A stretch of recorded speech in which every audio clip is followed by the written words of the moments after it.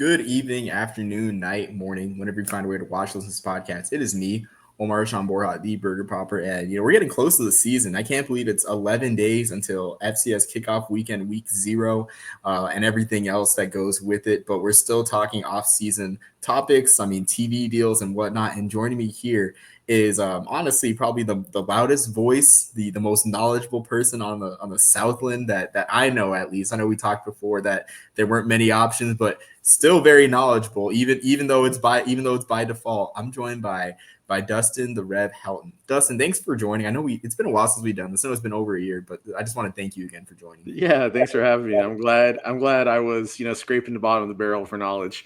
But no, I really do appreciate it. It's always fun to come up here and chop about the FCS as a whole. So yeah, absolutely. And so I know just to promote your stuff a bit. So, you were on the United, I forgot the exact name of the UAC podcast, but it's now the Southland Sermon. I know that you had some reservations about, SFA, kind of giving up the UAC whack fight and just returning home. Yeah. And I had to eat a lot of crow about that too. But no, I did have the straight out of whack and then around the UAC podcast. And then when the SFA moved back to the Southland, I obviously went with them. Although I've thought about still doing around the UAC just as a side thing. I just depends on how much time I have. Maybe it's a monthly look at it because it's a quality conference. And I do kind of miss it. But whenever I went, so I talked a lot of smack about SFA going back to the Southland. And then Chris Grant, who is the commissioner, and James Hill, they reached out to me and they're like, hey, come to Media Day. And so I went to Media Day in San Antonio last year. And the first interview that I did was with Chris Grant. Zach McKinnell and I did it for the Blue Bloods. And I had to eat crow in front of Chris Grant because of how well he has come in and turned around the Southland. And to be fair, whenever SFA left the Southland, it was a dumpster fire of a conference. And Chris Grant really has turned it around. He's really put a lot of focus into it. They partnered with AEW, got the championship belt made. He's put a lot of, like I said, a lot of good work. Him and James Hill, both. James Hill, last year when College Football 25 came out, he was one of the first people to put together FCS downloads for the Southland. Like he did all the schools immediately upon release day, had them out. So, and, they're also doing a good job of trying to promote it as a regional conference, which I think folks are starting to miss because of what's going on at the bigger levels where you see these, where you see Cal playing in the ACC, right? Which, come on, there's nothing screams Atlantic like, Berkeley, California. So I think playing on that and calling it a gas tank league and focusing on the regionality of it is helping. So, yeah, they've done a good job. And I think you're going to slowly see some more improvement in the conference as well, especially with UT Rio Grande Valley adding football, because that is a huge opportunity for growth right away in a sport. So it's going to be exciting this year. I think definitely looking forward to see what happens with it. Yeah, I am too, especially with UTRGV. I've never been to that area, but I hear it's a very, I guess a very bought-in area in terms like they're bought into the UTRGV program. They already have a nice stadium. They have a nice USL stadium that they converted. So I'm excited there too. But I think Commissioner Grant, whatever he did or said like in the past months to kind of turn the tide, because man, the Southland was on death's doorstep, with the Texas 4 leaving and everything, and then who knew that bowing down to McNeese State would change the trajectory of the conference? Because I know not too many people are happy about that. I had a certain UTA account, Texas Arlington account, just talk about that endlessly. It's like it's not that big of a deal, man. Like it's really not. Yeah, like I made fun of it too, but also when you lose, 4 schools, and you're trying to figure out what to do, and your McNeese, who is your other, perennial, blue blood of the conference in all sports, if they're looking to leave, then you've got a problem. So I think sometimes you have to acquiesce to save, right? But also too, everything worked out in the Southland's favor. Like the WAC could not deliver on their bill of goods that they had. They tried really hard, and Jeff Hurd was really pushing football, and then he retired, and they brought in a guy who was focused on basketball. And so what happened to football? It just went by the wayside. And then Sam Houston jumps to Conference USA, and then SFA and Lamar, who was going to goes back to the Southland, and the SFA is kind of in a lurch. So I mean, it worked out great for Chris Grant. Now he may have saw that coming. You never know, but he definitely took advantage of the situation and made it work. Yeah, absolutely. And speaking of making it work, I think that's a good segue for our main topic today. So the Southland got I guess they renewed their TV deal with some upgrades. So looking at the details of the contract or the extension. So there's going to be 5 annual events on linear platforms. So of course, men's basketball championship game, women's basketball championship game, 1 semifinal for the men's basketball tournament, and 1 regular season men's basketball game. But we are here to talk about, since I'm not as well versed in Olympic sports, we're here to talk mostly about the 1 additional football, basketball, softball, or baseball event. And initially, too, I mean, I don't like to stir the pot, but it just happens sometimes when I just put things out there. But the 1 football event, the 1 extra linear event, it makes me wonder, like, maybe a couple teams clad in purple in Texas, in the FCS, in the UAC might come crawling back, with this deal, if it means having a couple games a year on, or maybe 1 game a year on a linear platforms. But I want to know your thoughts on that. But because it seems like Tarleton and Abilene Christian are just dead set on dying with you. It's Conference USA or die, at least for Tarleton. I don't really know what Abilene Christian's doing. I don't think they're FBS ready, but I just want to know your thoughts on that expansion kind of wrinkle. Yeah, so let's talk about the contract first, because having an additional potential football game, let's just say it goes to football. There's some great matchups that you could utilize with that. Stephen F. Austin and Incarnate Word, right? Annually, you have what is probably one of the best rivalry games in the FCS with the Nichols and Southeastern Louisiana in the battle for the River Bell, which even when both those teams are terrible, both those stadiums have great atmospheres, right? So I think that's just an extra eye on the conference. Definitely helps folks, because let's also be honest, right? You got, I say kids, but folks who are here to play that also, some of them are here to play, get education. At the same time, some of them are here to play to build their brand, and getting an extra game on a linear network is going to help with that. And it goes for all sports, not just football. Having the Southland tournament has always been on has always been on ESPN. The League Championship's been linear. They put semifinals on. That's just going to help as well. But my caveat to this too is, let's say they do a game at Incarnate Word. Incarnate Word fans have to show up and make the atmosphere worthy of being on TV. That's the only concern with the games they pick, which is why I honestly think they should look at true rivalry games as ones they put on as the extra one, because you will get the crowd and get the atmosphere. I know Incarnate Word's a Catholic school, but it doesn't have to be like you're in church, and it is like that when you're at the stadium. It is one of the quietest atmospheres I've ever been to in my life. To the point you're sitting in the stand, you hear conversations on the sideline. Like, Cardinal fans, your team's good. Be loud. So to that point, I would be very interested to see what they do with it. But there's a lot of great opportunity to grow the brand. And then, with Tarleton and Abilene Christian, I had the feeling that Abilene Christian will come back to the Southland. I think they have to, with Southern Utah and Utah Tech leaving the WAC for the Big Sky, right? The UAC as a football conference is now, probably easier for Abilene Christian to travel in, because all the schools, you got Central Arkansas, which is becoming a great rivalry between those two. You got Austin P, Eastern Kentucky, West Georgia. All those schools that's an easier geographic footprint, but it's also already 3 hours to get from Abilene to Dallas, right? So they are pretty much an outlier in that space. So I think those are their 2 options. Tarleton, God bless them. They want to go FBS. I don't think they're going to get brought up. And a lot of folks keep saying they're the next team to go up, but Conference USA doesn't seem like they actively want them.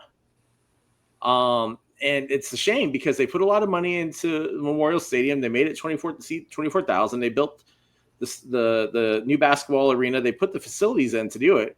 But Stephenville as a town doesn't have the main facilities for visiting teams coming in, things like that. So I think that's going to be what the hang up is that, Missouri State doesn't want to travel to Stephenville, Texas. Delaware doesn't want to travel to Stephenville, Texas, right? Stephenville is out of the way.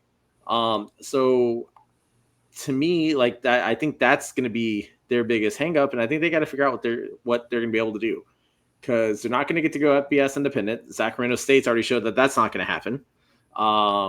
So I think they need to have a plan B and a plan C. Or maybe they just write out the United for a couple more years and see what happens with everything else that's going on. That may be the smartest move. Just say, hey, we'll stay here and then wait for the G5 and FCS to naturally merge, because I still think that's what's going to happen. And then maybe they find a new home like that.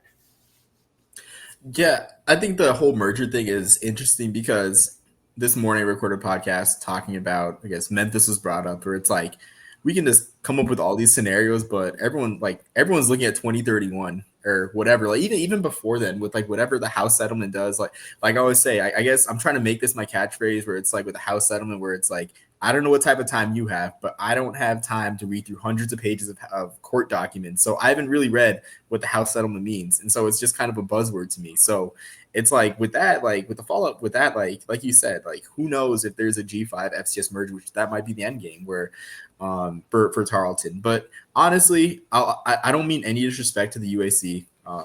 Shout out Kyle Grooms, who is now not there anymore. Yeah. Yeah, he's not there anymore. He did give me a free swag pack, and I have rocked the UAC polo he's given me on multiple occasions, and the UAC hat.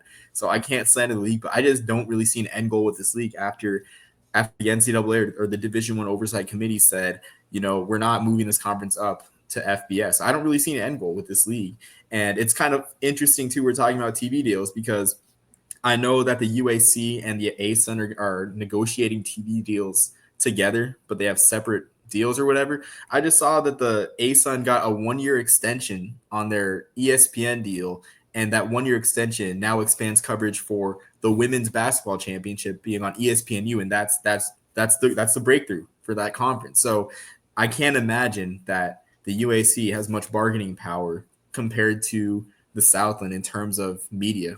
Of a media deal.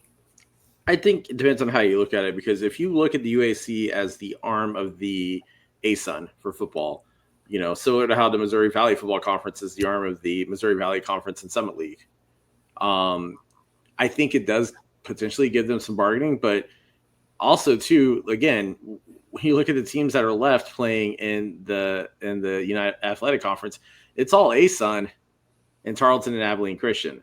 So do they say to them, hey, leave the WAC and come play ASUN basketball? Come do ASUN all sports? Like what, there definitely has to be some sort of move there.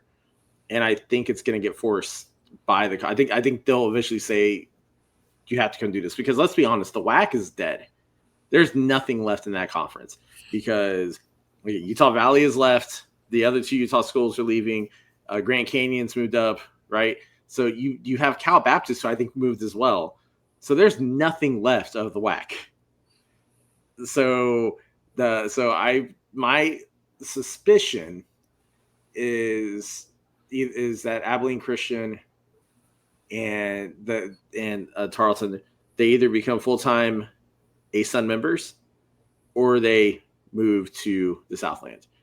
And that's what I think I just don't know if the Southland has room for both of them. That's the other thing too. Dang. Okay. Well, I see the ASUN I see the Southland being more likely, because for me, and I wrote about this, where I think the ASUN it's kind of, I guess, I mean, I use this, it's weird that I'm using this term twice today, with like the American calling it Schrodinger's conference, where both a lot of schools want to be in it, but schools don't want to go out. It's kind of the same thing with the ASUN, where it's an undesirable conference, but because it's so undesirable, it's a very stable league where I don't think anyone really wants those schools in the ASUN. No one's really going to pick them off. But there is like one school or one or two schools or one school away from being below the minimum amount or the minimum threshold for members. Excuse me. They're one member away, and there's one member that really has a better conference fit, and that's Queen's University, which they can just join the Big South any day now. I mean, it's just more beneficial. So I don't really see there being much stability in going full all sports with the ASUN. I see more so of it being one school leaves the ASUN, and then the rest of the ASUN schools either merge with the UAC and that solves it, or Abilene Christian and Charlton joining the Southland. Well, you got to look at it geographically, right? Like if you get rid of the Eastern ASUN schools and you have a conference that's, let's just say, Tarleton, Abilene Christian, UCA, EKU, Austin P, and then you have Belmont in basketball, and then you put the focus just in that geographic area. It's a potential strong mid-level conference. Maybe you go after like Southeast Missouri and say, hey, join our more geographic-oriented conference instead of the Big South OVC conglomeration that you're part of, and you're almost an outlier. And I guess you got Lindenwood there too. But look at, what I wonder, and I'm not saying this is fact, but I just wonder if some of these FCS schools that know they're not jumping to FBS look for more geographic centered conferences versus what they have now. And they try to go back to that regionalized conference, because that honestly is what needs to happen to a few conferences. The CAA needs to break up, right? Bring back America East football, right? And then even then, like you could honestly take the CAA and break it up into 3 different damn conferences. So I'll be interested to see what happens over the next few years. Yeah, I think we all are. There's like a million. I feel like Doctor Strange, honestly, just think of like all the scenarios that could play out with all these conferences and with like a G5 split, or with everything stays the same, but a couple schools move up to the FBS. So it's like at the end of the day, like I'm just trying to, I don't know, like it's good to make these scenarios, but this can all become moot points like any day now, which is it's just tough, honestly. And for the record, everybody thinks I hate Tarleton specifically, and I do, but I also hate every other school. I hate every school equally. It's not more so that I hate Tarleton, hate everybody else. I mean, I have them ranked in the top 10 in my preseason poll, right? So it's not a hatred thing with y'all. Some of your fans are annoying as hell, though. I'm just gonna say it. Every fan base has annoying fans. I'm sure I'm the one for SFA, but I'm sure somebody's gonna say, "Oh, he's talking trash about Tarleton because he hates Tarleton." And you know what? I do. I hate Tarleton, just like I hate every other school in the FCS. I know I'm repping Idaho State right now just because they don't get much love, but I hate every school in the FCS except for my own. Okay, I think that's a good chance to move on to I guess the next topic in terms of this contract. So buried in this, or maybe not buried, but I guess later on in the press release for the Southland Conference, this is going to be your favorite part of the podcast of this conversation. I just know it. So the Southland Conference is guaranteed 2 appearances in the famed, prestigious FCS Kickoff over the next 6 years, including a previously secured 2026 matchup that wasn't really public. I don't really remember that being announced, honestly, that the conference had a spot in the 2026. I don't remember that either. It says that it's previously secured 2026 matchup for the FCS Kickoff. So congratulations, Southland Conference. You're in the FCS. You get a free trip to Montgomery. One lucky school gets a free trip to Montgomery. That may be Southeastern Louisiana's game. That may be who it is for 26. Yeah, so the Crampton Bowl is a dump. Let's just be honest. I know it's a historic stadium. I know it's a dump. Okay, it's an awful venue to have a game at in August, where it's so freaking hot because you're in Alabama.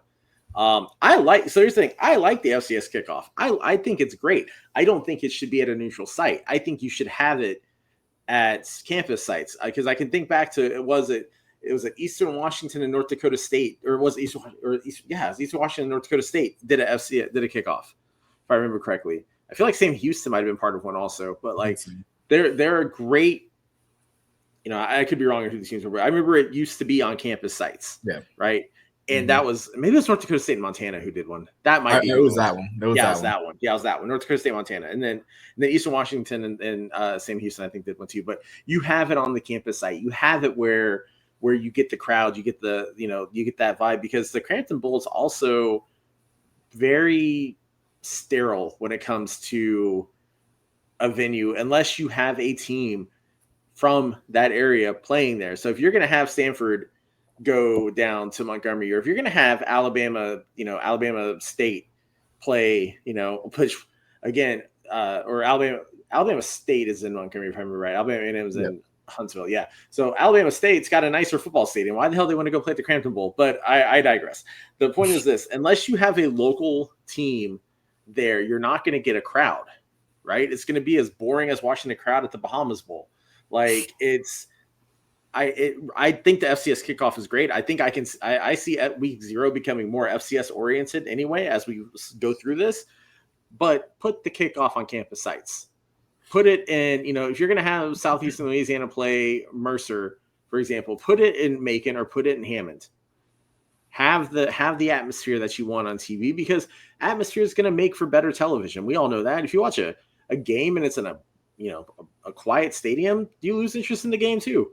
Like it could be a great game, but there's no snap, crackle, or pop to the crowd. Who cares?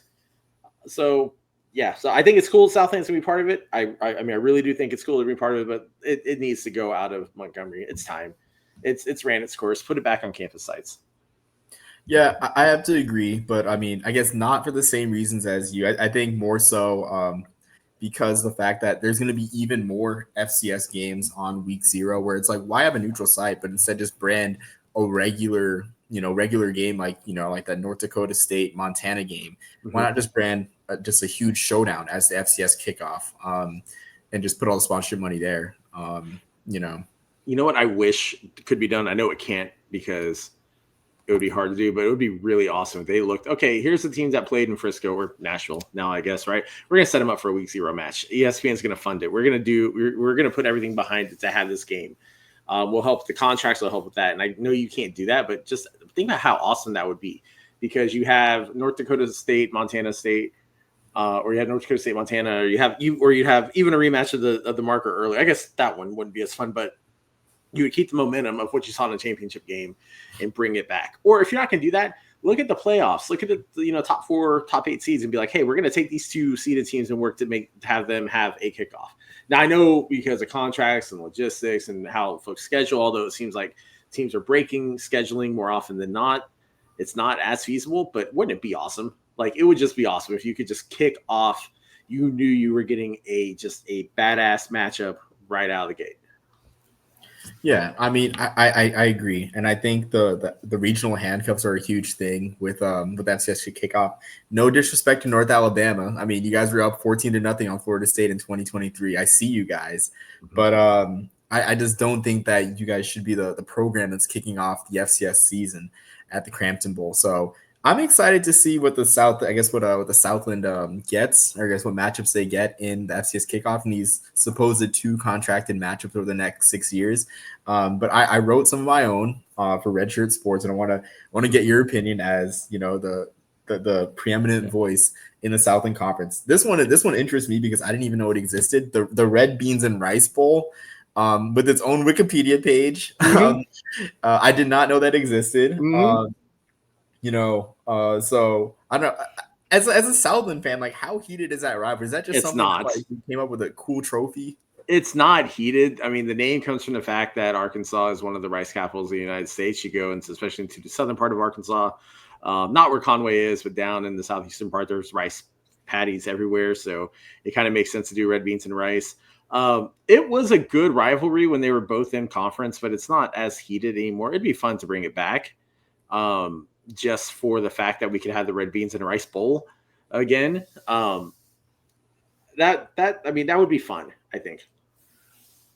Okay, on to the next one. So Villanova, Incarnate Word, a little bit of a holy war, but like you said, I didn't really believe it. I think it was 2022 when Incarnate Word was in the semifinals, and I think it might have been you or someone else had said that I'm rooting for them, but this atmosphere is going to be really bad. I'm thinking, like, it's the FCS championship game. Like, they can't be that bad at traveling. Like, but yeah, I guess with everything you said about them traveling and their lack of attendance at their home games, thoughts on a Villanova Incarnate Word holy war for the FCS kickoff? It would be really more amusing if you did it at a very famous Catholic football stadium that wasn't South Bend. No, the thing for the Incarnate Word is, you think about them as a school, they're not a big school, right? So they don't have a big alumni base. So that's part of the problem, is they're just a small school. They do have some very rabid alumni, but as a whole, they don't have it. Their marketing isn't taking advantage of what they could take advantage of. The fact that they're in San Antonio, Go talk. I know they got UTSA they're competing against, but I mean Trinity, who's a D3, brings in just as good a crowds, and they're across the street.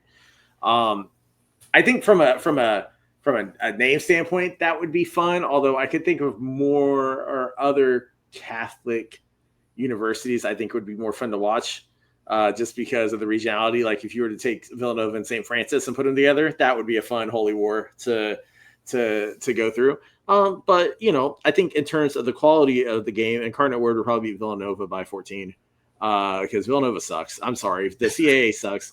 Villanova is a product of scheduling that benefits them to get them in the playoffs. I know they played. I think they played Incarnate Word last year. It was like 13-6. It wasn't much of a game. But it's okay. It's an okay game. Okay, and then moving on to the one I know that you're waiting for. So 1973, Stephen F. Austin capped off an 8-3 season with a trip to Gainesville, Georgia, population 15,459 for the first annual Poultry Bowl, and where a crowd of about 1,000 fans got to see Larry Mayer run for 237 yards on 16 carries. They played, of course, the Runnin' Bulldogs with Gardner Webb. So 50 plus years later, what do you think about getting that rubber match between Stephen F. Austin and the Runnin' Bulldogs of Gardner Webb? They're a program on the rise. They made their first playoff appearance.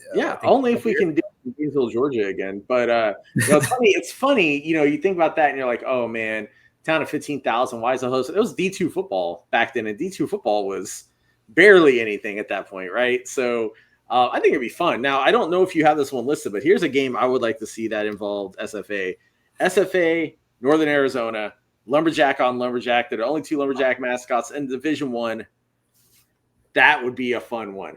You could do that. I mean, because you could do awesome trophy with it involving a tree. Like there's so much that to me would be fun. Poultry Bowl could be fun though, just to bring it back. I would love to see SFA play Big South / OVC schools and out of conference. We heavily play either Big Sky, Western schools for the most part. I would love for us to play Big South OVC type school. I would love to play Gardner Webb. I think that'd be fun. Hell, we could do it. We could do it at Gardner Webb. I just think it's used to go someplace new, because it's either we play Big Sky or we get shafted and have to play somewhere like Lincoln because we have to fill in our schedule. Or like this year we're playing Sol Ross State, who is a D2 school in Texas, because of a hole in the schedule, right? So I would love to have that. I would be for it. I'd go. It'd be fun. I mean, I don't know. Sol Ross State's got that movie coming out. I forget what it's called. So I mean, that's a brand name program now. But I know you mentioned the Poultry Bowl getting resurrected, the trophy. I don't think there's any pictures of the trophy surviving. There's not even a picture of the game in all my newspaper research. Very tragic. But I know someone who has a photo of it. I'm going to reach out to them on social media. I bet I know someone who might have a photo somewhere. I'd love to see it. Honestly. This is the great mystery. But I mentioned Larry Mayer, so now I want to play with you. Just a quick game. The first ever kind of mini game segment in the history of the Hardware Pod. So start one, bench one, cut one. We got Jeremy Moses, FCS all-time leader in completions at the time of his graduation in 2010. 121 touchdown passes. 13,201 yards of total offense. We got Trey Self, a little bit more recent, 10,772 yards of total offense, and 74 touchdown passes. And we got Larry Mayer, 237 yards in the 1973 Poultry Bowl. Start one, bench one, cut one. Oh God. So here's the thing. Jeremy Moses he was the first Southland winner of the Walter Payton Award. He had incredible numbers, took SFA to the playoffs his junior and senior year. The problem that Jeremy Moses had was he would have these things called the Moses meltdowns, where he would just lose focus, lose sight, throw picks. Like, God, we played Villanova in the playoffs. We were up 14-0 at the end of the first quarter and lost, I think, 52-21 or something like that. And he just melted down. SFA was ranked second in the nation at the time. Did not get a bye in the playoffs, though, which is even more amazing to me, probably because of that. Trey Self, he was very cool, calm, and collected, but Trey Self had the benefit of Xavier Gibson as one of his targets for that. So I think I would start Jeremy Moses. I would bench Trey Self. And Larry Mayer, like, listen, man, no offense to you. I haven't seen tape on you. That's really it. Like, going for 230 yards is in the 70s, given it's a different type of game. I mean, it's solid, but just because I haven't seen the tape, I got to go with what I know. So start Moses, sit Self, and then Mary, you're off to the transfer portal, buddy. I mean, I guess his 1973 Poultry Bowl is like Wilt Chamberlain's 100-point game. Is that the type of discourse we're having with Larry Mary's 237-yard performance in the Poultry Bowl? Yeah, like, I mean, if you're going to tell me a Larry from SFA, I figured you're going to say Larry Centers, amazing running back. But, but no, like, unfortunately, I mean, it was, like I said, D2, different time, different game. No disrespect, but I don't think Larry Mayer would cut it at the moment. So I think he would, he'd fit in at like Presbyterian probably with the way they play football. He'd be okay. Oh man, I didn't expect Presbyterian to come into the conversation here. Man, I hope they make the playoffs sometime. Honestly, it's a long suffering program. But I think we've covered all of our topics. Dustin, thank you for joining, and I'll let you take the last couple minutes or so just to promote anything, shout anyone out, or just add any other banter, any other trash talk or hot takes you want to add. No, I appreciate the time, and this is great. I'm excited about this season. But yeah, you can follow the Southland sermon with the Rev. I hate to say this the way I'm going to say it, but I'm working on doing it weekly. Obviously, real world gets in the way sometimes of things, and I'm already looking at my real world, the job that actually keeps my lights on versus the podcast, and some of the schedule's a little tight, so we may have to bump around some days. I am looking for some guest speakers of the word, though, in my absence. I think Jamie Williams would probably from FCS Fans Nation would come in and do it. But you can find it. You can, subscribe to it. It's actually part of the FCS Fans Nation podcast page on YouTube. So you can find it there. Other than that, like, just ready for some good football, ready to see what the Southland can do, ready to see potentially some upsets that you may not expect out of the Southland. And just expect it to be a fun year with a fun league. And also I would normally shout out my school. I am going to shout out UTRGV because that is going to be a fun team to watch. Because if you think about it, there's 2 million people, I think, in the Rio Grande Valley. There's not a sports team within 4 hours, other than the exception of Texas A&M Kingsville. So there's not football down there. So if you don't think the local fans are going to buy into that team really quickly, they will be all over it, and it's going to be awesome to watch. I look forward to that. They're actually coming up to Nacogdoches. I wish we were going down to the Valley to play. So I'm going to try. It's definitely on my list next year to go down there and go watch a game. If I can make one this year, I'm going to go try to make it. But yeah, it's going to be a fun year of Southland football. Make sure you follow all the good stuff, all the podcasts, all the folks doing it. Because your like, your subscribe, all that helps us keep doing these things. So no, I really appreciate you having me on. This is awesome. I'm going to try to have you on the sermon later on in the year once we get we see how the season's going. We can compare our preseason top 25 polls and see how we were. All I got to say is Columbia 24. I'm buying the hype. I'm buying 3 TV appearances. I'm buying the hype. Man, the fun thing about the Ivies, that's going to be a fun one. That's going to be fun too, because now they get a playoff spot. So now they got to stop talking. Like, you're going to see a school that could buy and sell off every other FCS program multiple times over and see what they can do. Like, I'm excited. I hope to see a couple Ivies crack the top 25. I hope to see an Ivy at large. I think it'll be amazing. Get 2 Ivy schools in there. Get Harvard and get Columbia. Why not? It'll be fun. Yeah, I mean, they do the shared championships. I mean, I'm still hoping to be invited to the as press to the Columbia banner ceremony or ring ceremony for the second Ivy League title. But yeah, I mean, I'm excited too, and yeah, I mean, any time that you would have me on the sermon, I'd be more than thrilled. But thank you again, Dustin, for taking the time. Late on a Tuesday night, talking TV deals, talking Crampton Bowl, and talking Larry Mayer. Larry Mayer's great 1973 Poultry Bowl performance. Hopefully he finds even still alive. Now I'm trying to think of that, how old he was then. He may be dead. I may feel bad about cutting him. Let's see. If he was a senior, I know. Okay, so I looked at the media guide. He was like freshman of the year in 72, so he'd be 19 at the time of the Poultry Bowl. I would assume. He would be probably in his I know we just completely distracted from this. But he's probably up there in his age. Let's see. It's probably not this guy because he went to Lehigh, so he did not not same guy, same name. But anyways, I digress. Hopefully, Larry, you're still alive and kicking. Yeah, would love to have you on the podcast, honestly, and recount that moment of greatness in Gainesville, Georgia. Honestly, I mean, the internet's a funny place, but I guess with that, it's a good time to leave off. And until next time, everyone, peace, love, and soul. Thanks for tuning in on the Burger Popper.